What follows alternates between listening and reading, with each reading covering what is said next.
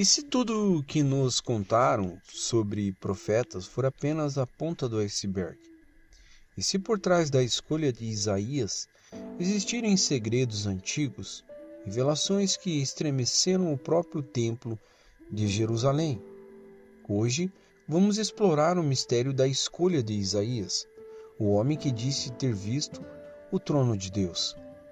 E o que ele descobriu mudou tudo. O homem, o mistério, a escolha. Isaías, um nome que ecoa há mais de 2 milênios, conhecido como o profeta das visões celestiais, o mensageiro das advertências e das promessas, mas poucos se perguntam por que ele. Na Jerusalém do século 8 a.C., o reino de Judá estava à beira do colapso. Corrupção, idolatria e alianças perigosas com potências estrangeiras ameaçavam o povo escolhido. Em meio ao caos, Deus precisava de uma voz, não qualquer voz, uma que ousasse olhar o invisível.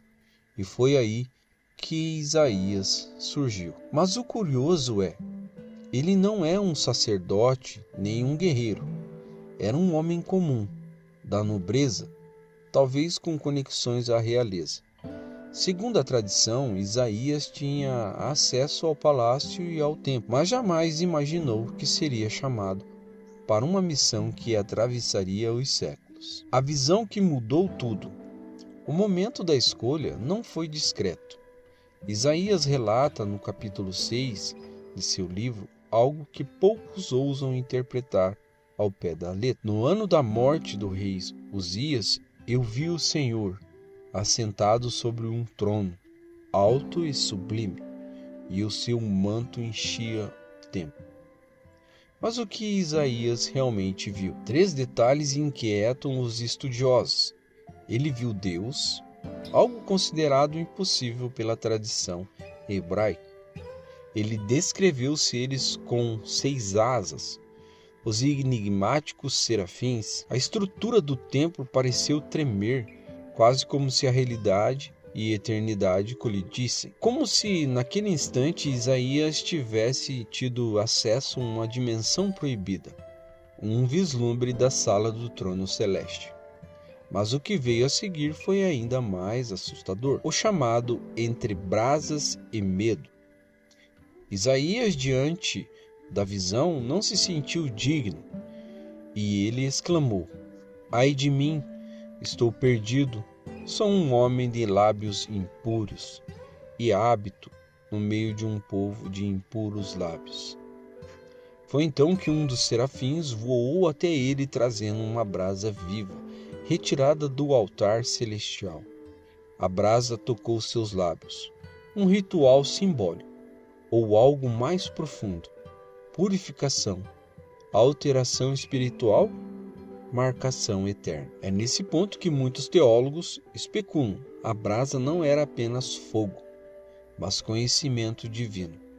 Isaías recebeu algo mais que palavras, recebeu revelações que desafiaram reis, nações e até o próprio futuro messiânico. Deus então pergunta: a quem enviarei e quem há de ir por nós?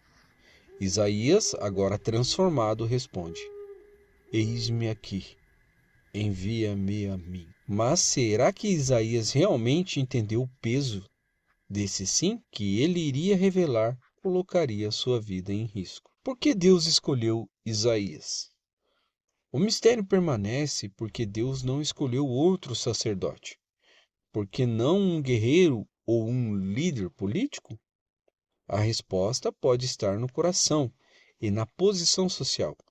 Isaías tinha algo que poucos possuíam: coragem para ver além do véu, humildade para reconhecer a sua falha, obediência, mesmo diante do impossível. Além disso, Isaías tinha uma missão única: anunciar a vinda de um Messias, século antes de seu nascimento. Seu livro contém as profecias mais explícitas sobre o Messias, sofredor, o servo ferido pelas nossas transgressões. Como ele sabia de tudo isso? Alguns estudiosos modernos se perguntam: e se Isaías não apenas teve uma visão, mas um deslocamento temporal um acesso ao registro eterno dos céus. Teorias místicas sugerem que os profetas, em momentos extremos, transcendiam o tempo e viam o futuro como se ele já tivesse acontecido. Será que Isaías vislumbrou Jesus ou algo ainda mais velado e oculto? Algo que a história oficial evita discutir. A voz que ecoa até hoje. A escolha de Isaías não foi acaso. Foi um cumprimento de um plano cósmico, onde Deus usa improváveis para revelar o insondável. Isaías viveu, profetizou e desapareceu. A tradição diz que foi perseguido, calado, mas sua mensagem ecoou além das muralhas de Jerusalém. E se tudo o que nos contaram sobre Isaías for apenas parte do enigma?